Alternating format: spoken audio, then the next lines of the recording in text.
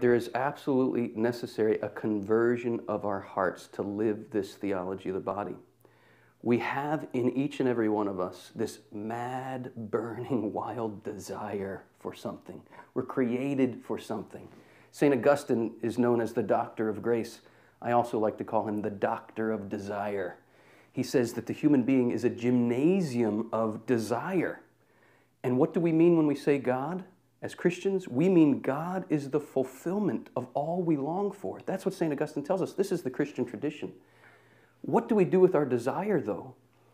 We either will become an addict, a stoic, or a mystic. An addict is one who takes his desire for the infinite to finite things, the finite pleasures of this world. He goes there, but it doesn't satisfy. So he thinks he needs more and more and more. And he becomes addicted to the pleasures of the world. The Stoic is the one who thinks desire itself is wrong and tries to repress it and feel nothing. Just follow the rules, but don't feel anything. That's Stoicism. What kind of conversion is needed?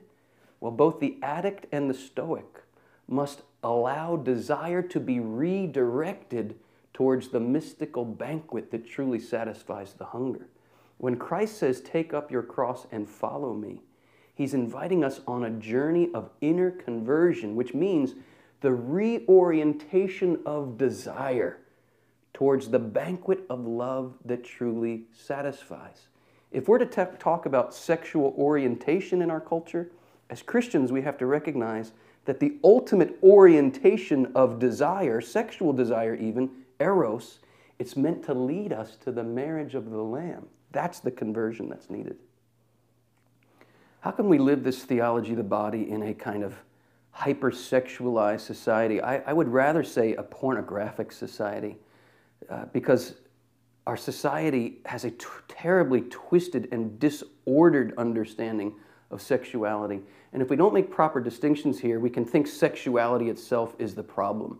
Sexuality is not the problem. It's a distorted view of sexuality that is the problem. The culture is really hungering for a love that lasts forever. You know, Mick Jagger sings, "I can't get no satisfaction." He's trying, but he can't get no. The culture says what's going to satisfy the desire of the heart is sex, sex, and more sex. But do we really think Mick Jagger's problem is that he's not having enough sex? I don't think that's the problem. Our culture is sated with sex, a pornographic kind of sex, but it remains starved for love. Why?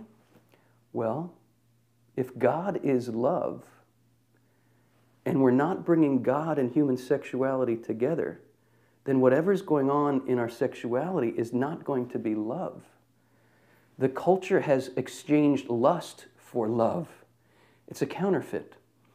I once heard that in the American Treasury, the way they train money handlers to recognize counterfeits, they don't show them the counterfeit. They show them the real $100 bill over and over and over again until he knows the look, feel, and smell of a $100 bill. Then he's given a stack of them with one counterfeit in the middle. There's the counterfeit. We can recognize the counterfeit when we know the real thing. How do we live the real thing in the midst of all the counterfeits? We have to come to a place of trusting. The church is not against us. The church is for us. Take it up. Study John Paul II's vision if you haven't. It will change your life.